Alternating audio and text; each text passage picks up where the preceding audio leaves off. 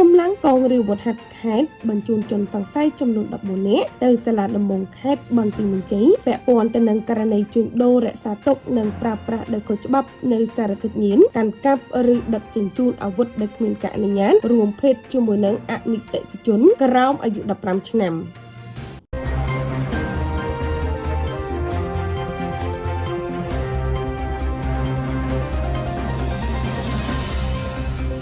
នៅវេលាម៉ោង 17:03 នាទីថ្ងៃទី29 ខែវិច្ឆិកាឆ្នាំ2025នៅចំណុចក្នុងចំការស្ថិតនៅក្នុងភូមិអូសំពរឃុំអូសំពរស្រុកម៉ាឡៃខេត្តបន្ទាយមានជ័យកម្លាំងមូលដ្ឋានកងរាជវុធហត្ថស្រុកម៉ាឡៃដឹកនាំដោយលោកវរៈស្នេហ៍ត្រីតាំងសុខេងមេបញ្ជាការមូលដ្ឋានកងរាជវុធហត្ថស្រុកម៉ាឡៃសហការជាមួយនឹងកម្លាំងកងពលតូចថ្មជ័យលេខ51បានធ្វើប្រតិបត្តិការបង្ក្រាបករណីជួញដូររក្សាទុកនិងប្រើប្រាស់ដោយខុសច្បាប់នៅសារធាតុញៀនកាន់កាប់ឬដឹកជញ្ជូនអាវុធដែលគ្មានការអនុញ្ញាតរួមភេទជាមួយនឹងអនិច្ចជនក្រោម15ឆ្នាំឃាត់ខ្លួនជនសង្ស័យជាបន្តបន្ទាប់ចំនួន14នាក់មួយឈ្មោះថាចិនវ៉ាន់ភេទប្រុសអាយុ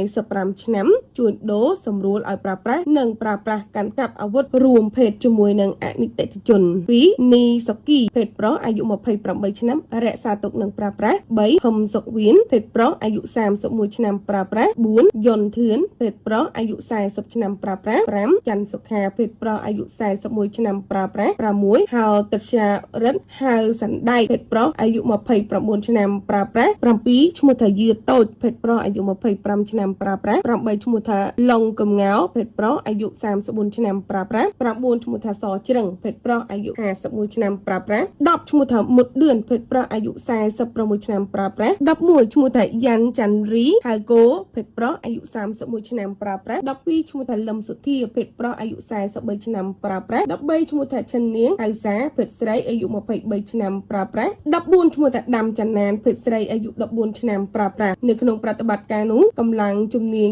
កងរាជវុធហត្ថស្រុកម៉ាឡៃបានដកហូតសម្ភារៈវត្ថុតាំងរួមមានគ្រឿងញៀនប្រភេទណាំគ្រាប់រាងមូលពណ៌ក្រហមក្បឿង WY ចំនួន5ថង្កឹបស្មើទៅនឹង616គ្រាប់ទម្ងន់62.64ក្រាមគ្រឿងញៀនប្រភេទម្សៅក្រាមសថ្លាអាយចំនួន3កូនថងកឹបទម្ងន់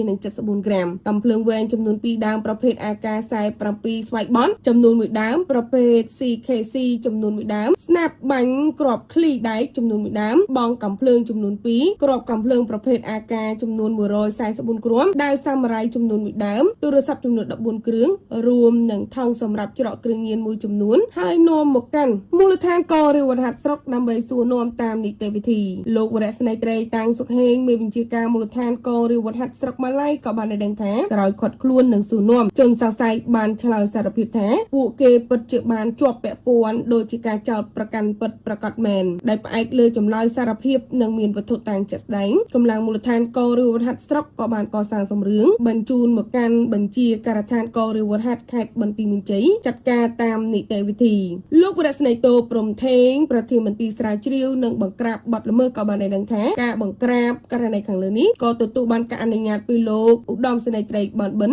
មេបញ្ជាការកងរាជអាវុធហត្ថខេត្តនិងមានការសម្របសម្រួលនីតិវិធីពីឯកឧត្តមកើតសវណ្ណរ៉េនរាជអាជ្ញាអមសាលាដំបងខេត្តផងដែរបច្ចុប្បន្នជនសង្ស័យទាំង14នាក់រួមទាំងវត្ថុតាងត្រូវបានកម្លាំងការិយាល័យប្រឆាំងគ្រឿងញៀនកងរាជអាវុធហត្ថខេត្តបញ្ជូនទៅសាលាដំបងខេត្តនៅព្រឹកថ្ងៃអង្គារទី2ធ្នូឆ្នាំ